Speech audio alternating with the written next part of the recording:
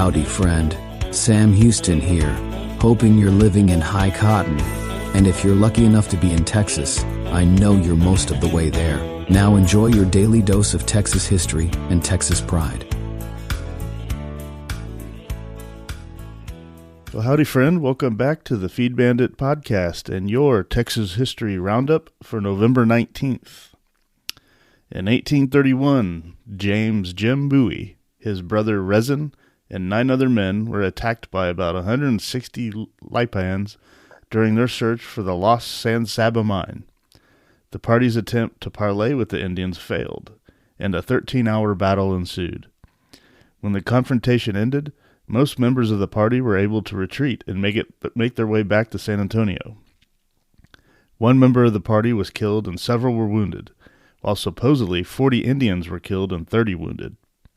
Bowie had earlier been, quote, accepted into the Lipan tribe, which included becoming the adopted son of Jolik, a Lipan leader, and he apparently had felt protected from the Lipans.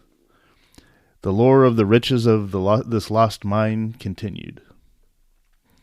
In 1854, Sam Houston was baptized into the Baptist Church at Independence by Rufus C. Burleson, the president of Baylor University.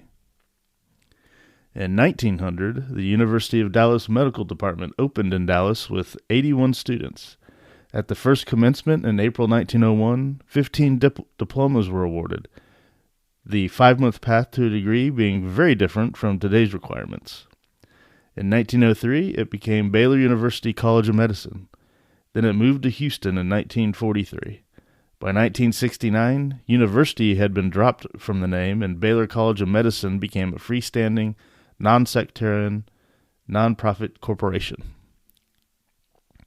In 1915, Texas A&M and UT Austin played their first football game against each other in 4 years, a game at College Station that Texas A&M won 13-0.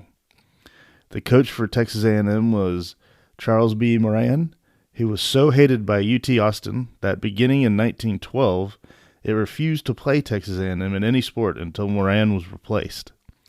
When Moran finally left Texas A&M in late 1914, the Corps of Cadets gave him a full dress parade. In 1927, A. Raymond Rags Matthews played his last game for TCU, a 6-28 loss to SMU.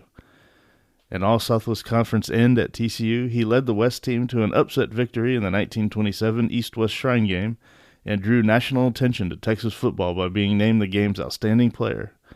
Matthews is a member of the Texas Sports Hall of Fame, and in 1969, he was named All-Southwest Conference end.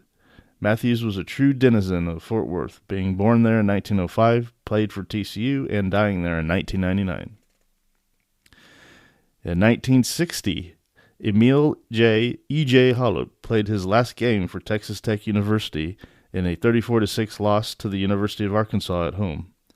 Holub was born in Schulenburg in 1938.